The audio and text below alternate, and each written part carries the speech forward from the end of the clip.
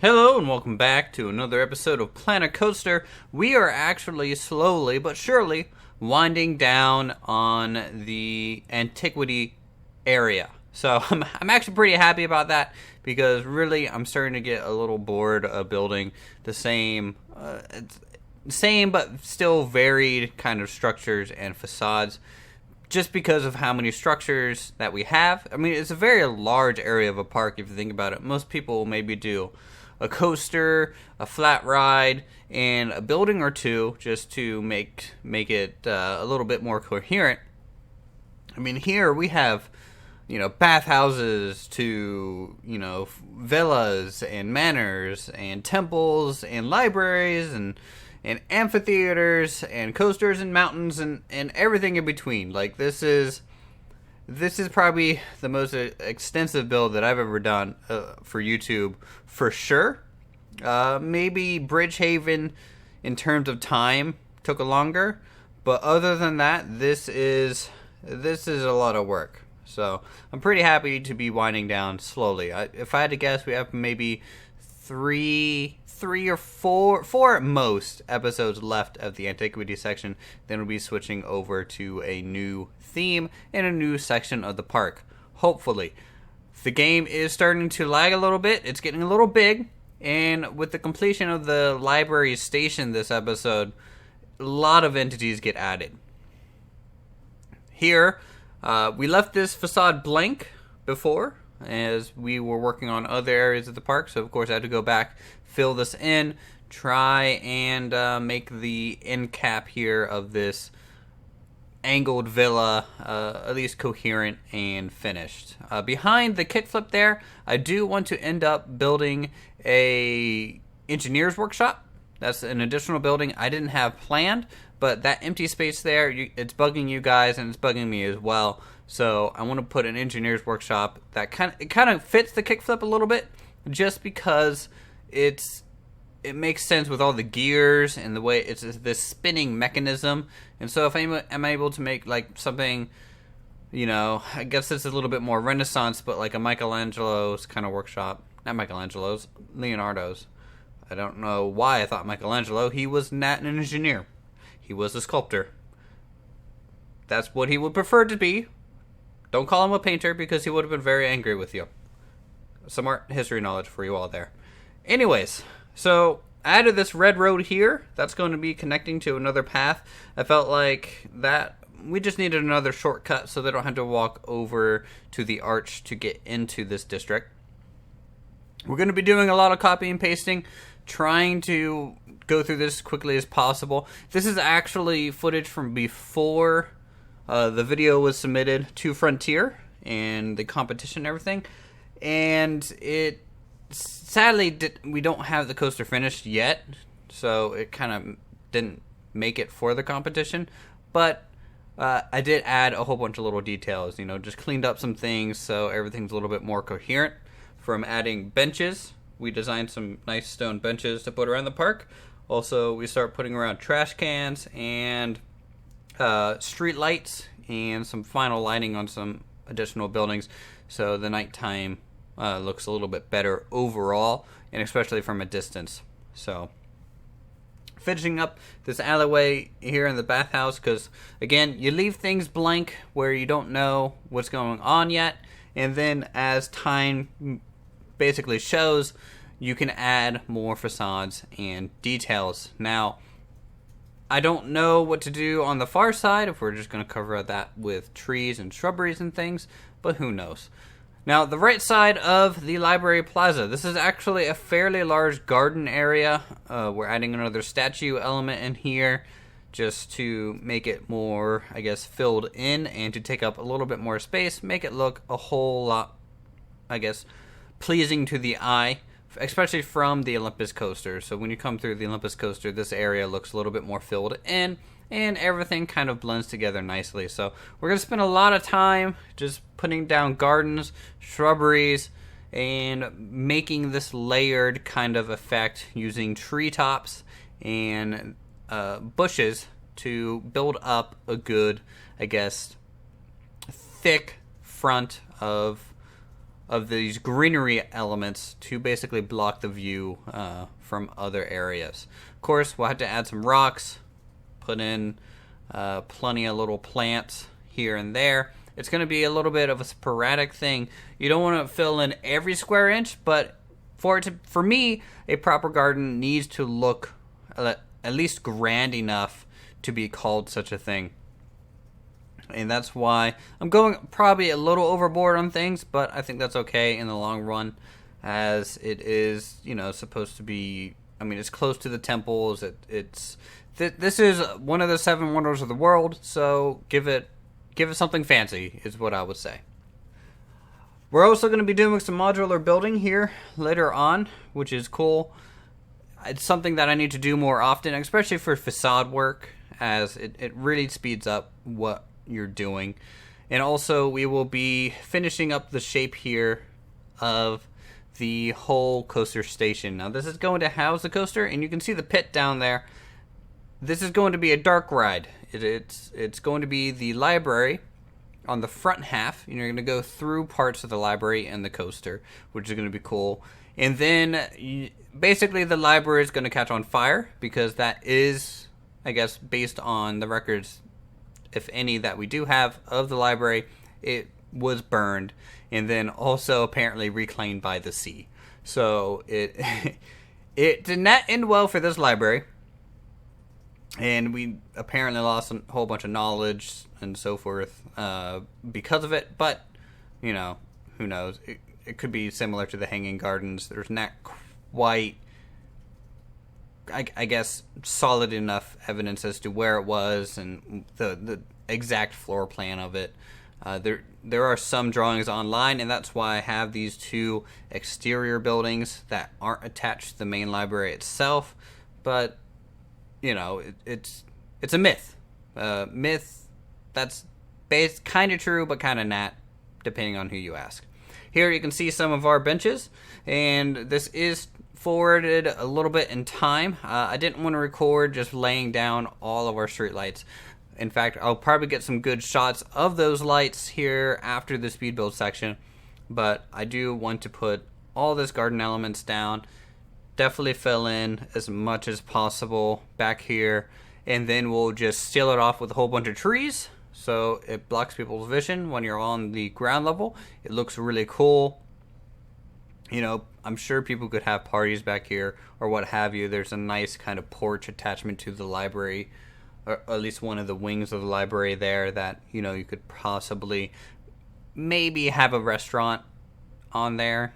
But I guess I'll leave it to you guys. If you guys want to put benches and stuff on that porch, I can do so. But for now, that's pretty much what it is.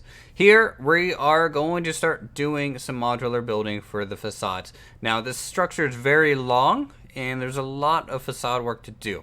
So I decided to come up with a 2-tile wide kind of repeatable pattern here. And I'm using the very wide kind of pillar top here to give a nice arch. And then, of course, we'll flip it over. And I have the wall back there right now to give us the grid measurement, so everything's going to line up pretty much exactly as we want it. In fact, I think this is the best way to do modular building. You copy a section of the wall, and then you build onto that wall, and after that structure has all its details, you actually delete the wall elements behind it. If you already have the building laid out, delete the wall elements. Otherwise, you can keep the wall there, as you're going to need it to build up the structure. But in this case, I'm just looking to copy the marble on things. Now, there is this little 1 square section that didn't quite translate, so I'm going to have to make another additional module piece to fit that 1 square section. Here, I didn't know if I wanted to seal off these gardens, decided against it, as I can put some benches there and a place for people to sit out in front of the library. This time, because this is already kind of in this perfect 1 block grid, and it should automatically be aligned, I felt safe enough to build directly on the side of the building. And then we will also simply cut this section away and then move it over to the other side. So that's another way to do modular building. And, simple designs go far. And you can see here, once you copy something, you can, one, drag a box around it to delete elements you don't want, and then copy it again and put it back to where it should be. And I left these here just so you guys can kind of see the stages of modular building. This took a while to do. This is actually the bookcase variations for the library itself. Now, the bookcases have two sides, a front and back side, and the front and back side on each variation is different, and so that gives us a total of 4 variations of bookshelves and book placements to work with here. And what I'm using for the books, even though technically they would probably using more scrolls rather than going through the expensive task of binding a book in Antiquity and everything, is I'm using the little square windows there. Also, I'm using the wooden little arch piece and one of the windows to get that wooden kind of shutter to just bring in some additional textured elements. Now, the bad thing about these books is I'm using one of the smallest pieces that we have in the game, but they're still very large. Compared to a person in the game, they're definitely more like a tomb rather than just a normal sized book. Now, I wanted to do some custom floor tiles, but this didn't work out quite how I wanted, so I ended up scrapping this. But this is, again, testing out what I can do with the modular build system of copy and paste.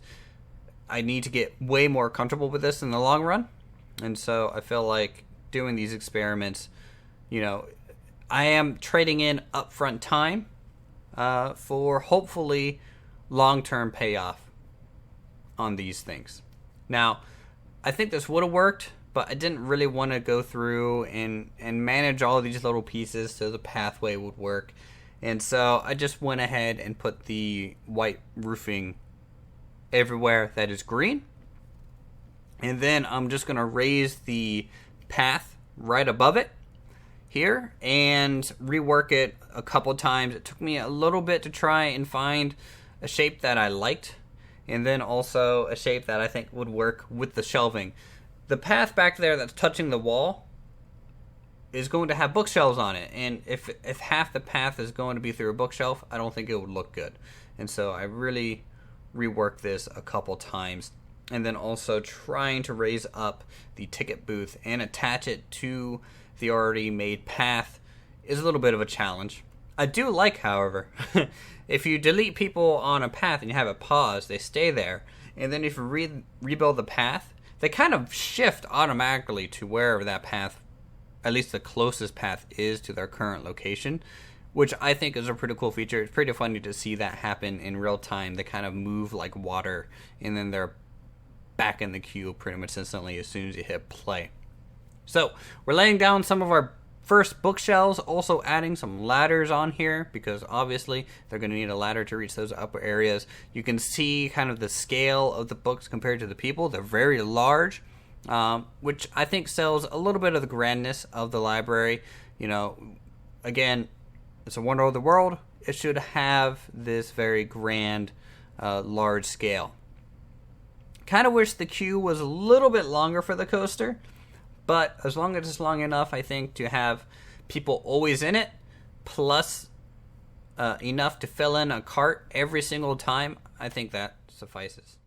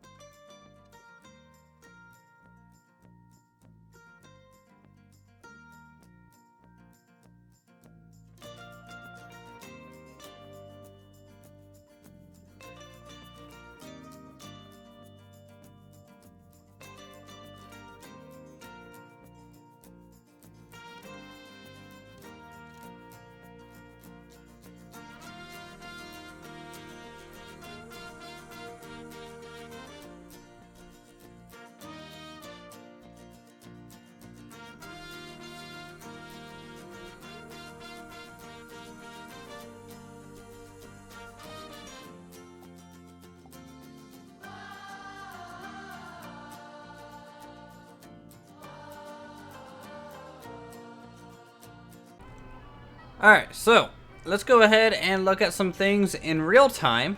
You'll probably notice that the game is running at probably 15 FPS right now. So any jitteriness or stutters, I do apologize. But there's a lot of objects at this point, especially because of the bookshelves.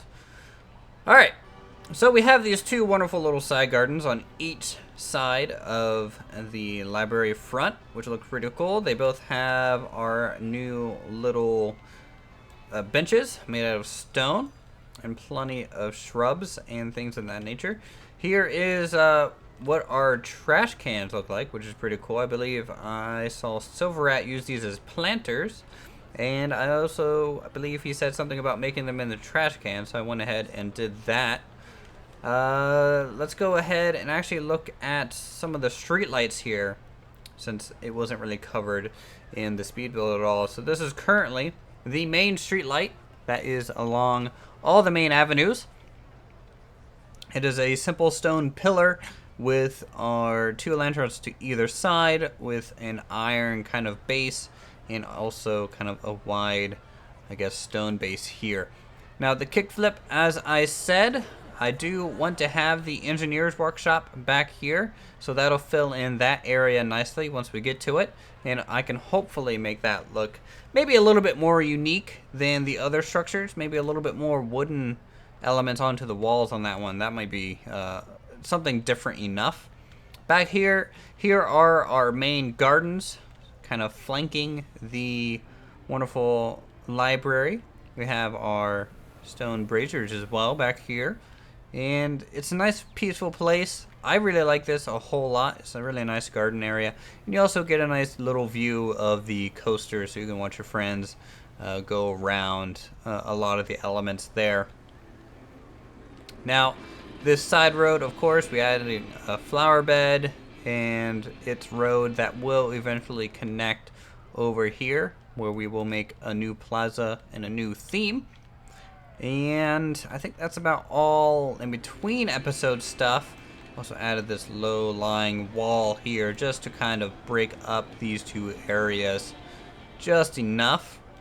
So back here, you can just see how many books we have. And I'm just going to pause here in the doorway just so you guys can kind of take in the texture of everything and just how nice, at least I think it looks overall. You know, we even adding ladders on these elements to the coaster. People are obviously waiting in line for the coaster right now.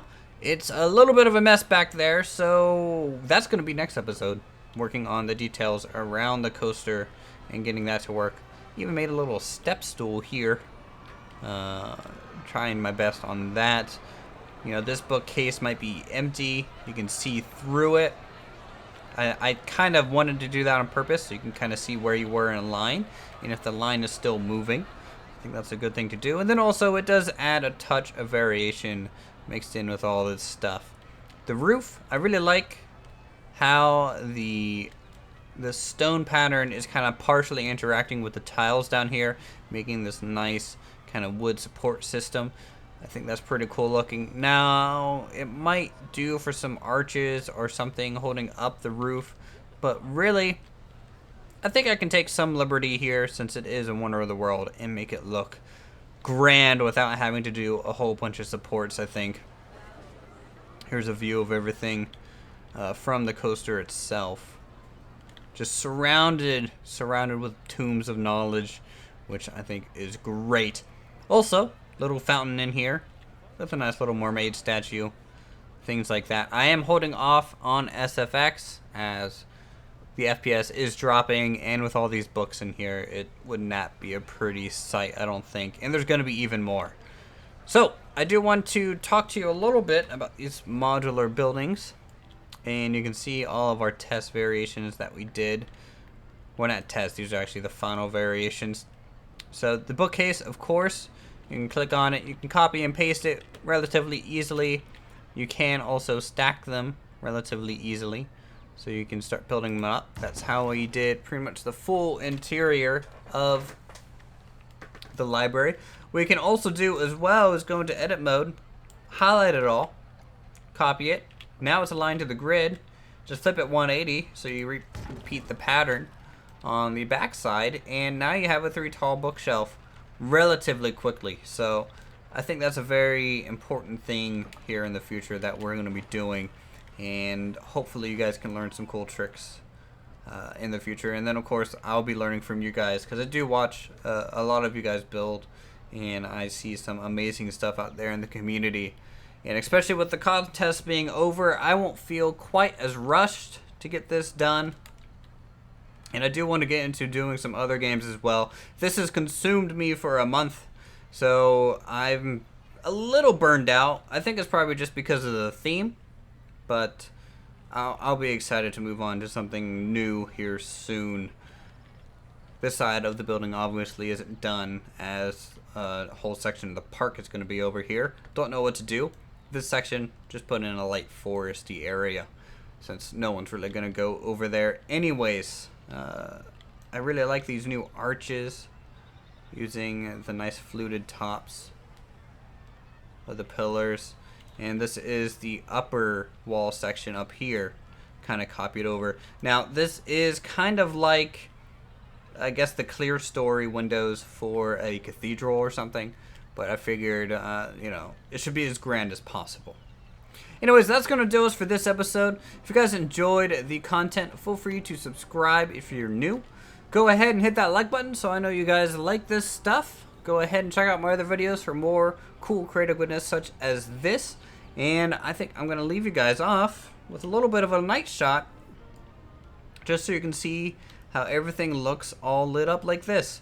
Obviously we could do with more, but my FPS, just by scrolling out right now, is dropping like a rock in water. So it's not the best time in the world for my computer. And yeah, it could definitely do with more, but I do like the looks of all these street lights, and you know, they're just pretty much everywhere lighting up things, especially the restaurant and stuff like that. So thank you guys so much for watching, and I'll see you guys next time in some Planet Coaster.